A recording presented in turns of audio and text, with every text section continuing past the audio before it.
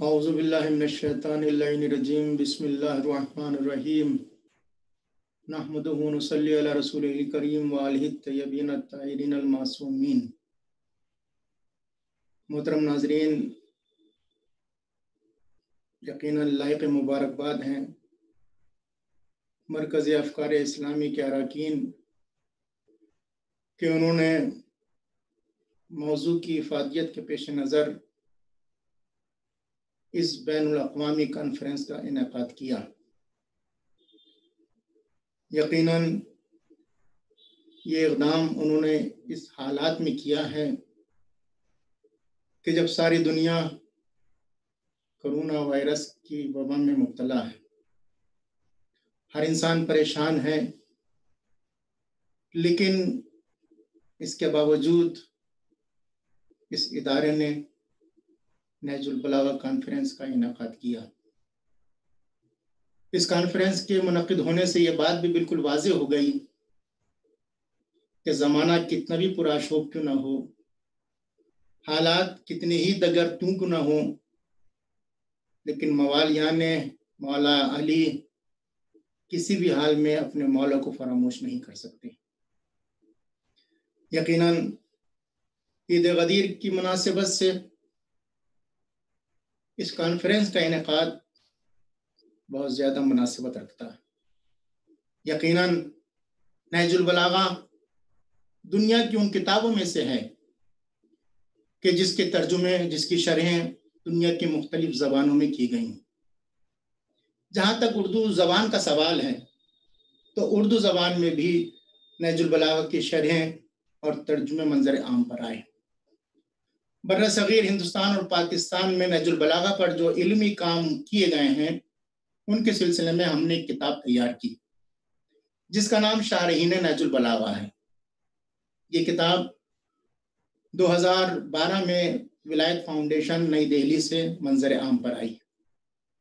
اس میں ہم نے برِ صغیر میں جتنا بھی کام، جتنی بھی علمی تحقیق نہج البلاغہ کے سلسلے میں منظر عام پر آئی ہے اس کا ہم نے جائزہ لیا اور اس کا مکمل طور پر تعارف پیش کیا ہے۔ یہ کتاب 505 صفحات پر مشتمل ہے اور اس کے آخر میں ہم نے نہج البلاغہ کے مخطوطات جو مختلف لائبریریوں میں موجود ہیں ان کا تعارف بھی کرا دیا ہے تاکہ اگر کوئی تحقیق کرے نہج البلاغہ کے سلسلے میں تو وہ مخطوطات سے استفادہ کر سکتا ہے۔ جہاں تک اردو زبان میں نہج البلاغہ کے ترجموں کا سوال ہے تو سب سے پہلا ترجمہ 1915 میں منظر عام پر آیا۔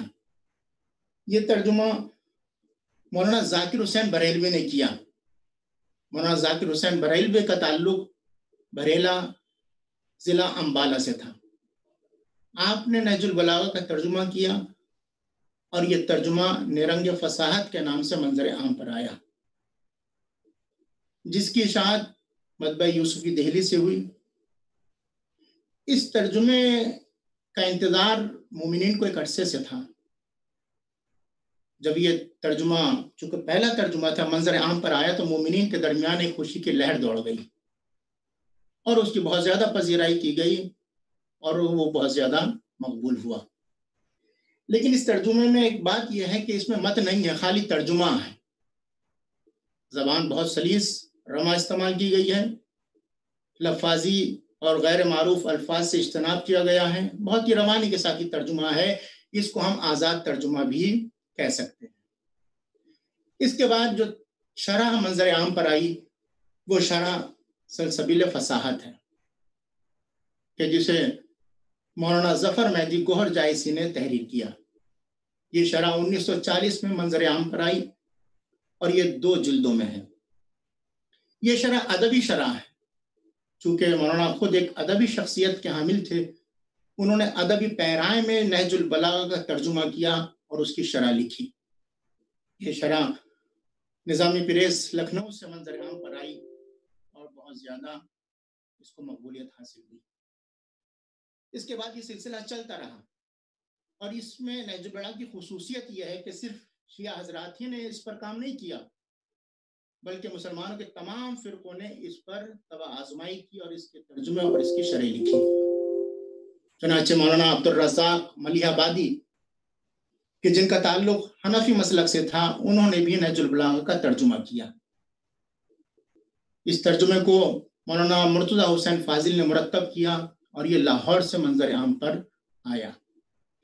اس ترجمے کی زبان بھی بہت سلیس ہے اور یہ اقرب الی المعنی ہے، معنی سے بہت زیادہ قریب ہے، بہت زیادہ الفاظ کا ترجمہ بہت نپیتل الفاظ میں کیا ہے تاکہ پڑھنے والے کو نہج البلاغہ کے اصلی مطالب آسانی سے سمجھ میں آ جائیں۔ اس کے علاوہ جب ہم دیکھتے ہیں تو علماء کا سلسلہ جاری رہا۔ اسی طرح مولانا رئیس احمد جعفری نے نہج البلاغہ کا ترجمہ کیا۔ یہ ترجمہ بھی لاہور سے منظر عام پر آیا۔ اس کی زبان بھی نہایت سادہ اور سلیس ہے اور روانی کے ساتھ یہ ترجمہ ہمارے سامنے موجود ہے۔ اس کے علاوہ مولانا محمد صادق صاحب اعلی نجم علماء جو جامعہ نازمیہ لکھنؤ میں ادبیات کے استاد تھے، انہوں نے نہج البلاغہ کو اردو قالب میں ڈھالا۔ چونکہ مولانا خود ادبی شخصیت تھے اور ادب کے مدرس تھے، انہوں نے اردو زبان میں نہج البلاغہ کو پیش کیا۔ یہ ترجمہ بھی بہت سلیس اور رواں ہے اور بہت ہی ادبی انداز سے اس کو تحریر کیا گیا اور یہ ترجمہ بھی لکھنؤ سے ہی منظر عام پر آیا۔ ان کے علاوہ جو سب سے اہم ترجمہ جو بہت زیادہ مقبول ہوا وہ ترجمہ مفتی جعفر حسین تابع سرا کا ہے۔ یہ ترجمہ انہوں نے 1955 میں کیا۔ اس ترجمے کی خصوصیت یہ ہے کہ اس ترجمے میں الفاظ کم ہیں اور معنی اور مطالب زیادہ ہیں۔ مفتی صاحب نے پوری کوشش کی ہے کہ کم الفاظ میں زیادہ سے زیادہ مطالب کو پیش کر دیا جائے، ایک خصوصیت۔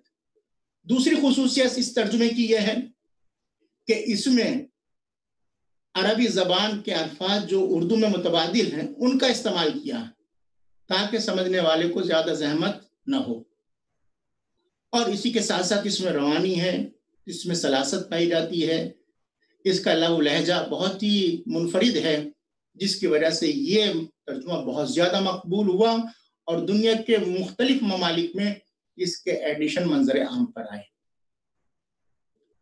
اسی کے ساتھ ساتھ جو ترجمے کیے گئے وہ مولانا مرزا یوسف حسین صاحب کا ترجمہ، یہ ترجمہ بھی لاہور سے منظر عام پر آیا۔ یہ ترجمہ بھی بہت اہم ہے اور زبان اور بیان کے لحاظ سے ایک اپنی خصوصیت رکھتا ہے۔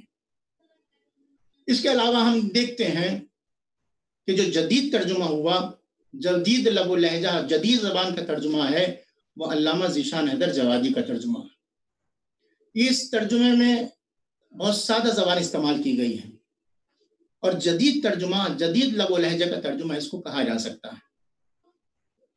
مولانا نے حاشیے پر اس کے جو ثقیل الفاظ تھے ان کی وضاحت بھی فرما دی ہے تاکہ قارئین کو کسی طرح کی زحمت کا سامنا نہ کرنا پڑے۔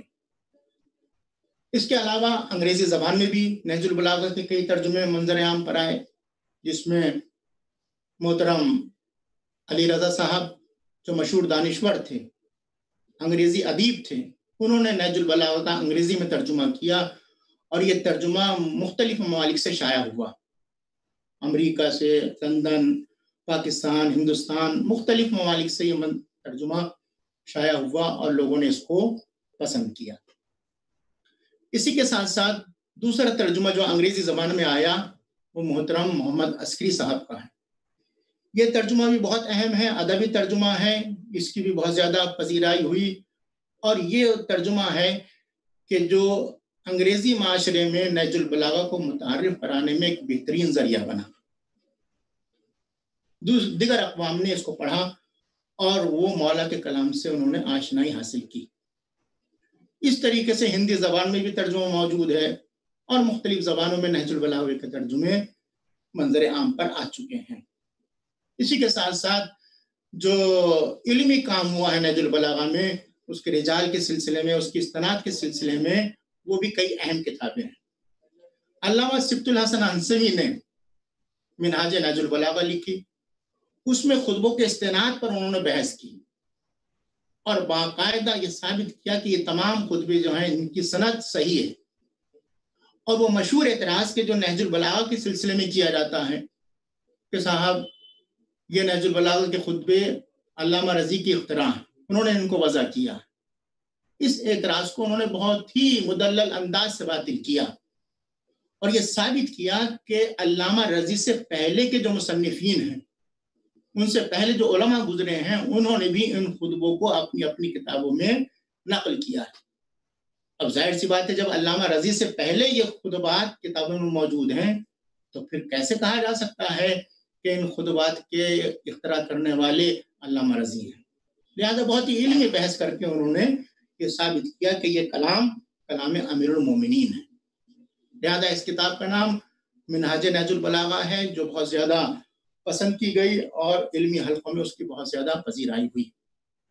اس کے علاوہ استناد نہج البلاغہ جو امتیاز علی عرشی صاحب کی کتاب ہے، یہ حنفی مسلک سے تعلق رکھتے ہیں، لیکن انہوں نے نہج البلاغہ کے خطبوں کی استناد پیش کی بہت ہی تحقیقی انداز سے، اور یہ ثابت کیا کہ نہج البلاغہ کی خطبوں کی جو سند ہے وہ صحیح ہے، جو لوگ اعتراض کرتے ہیں وہ غلط ہے. چنانچہ بہت ہی استدلالی یہ بحث انہوں نے اس کتاب میں کی ہے اور یہ علمی کتاب ہے. اس کے علاوہ محمود حسن قیصر امروہوی نے کتاب لکھی رجال نہج البلاغہ. اس میں انہوں نے رجال سے بحث کی ہے اور اس میں بہت ہی تحقیقی اور علمی مطالب پیش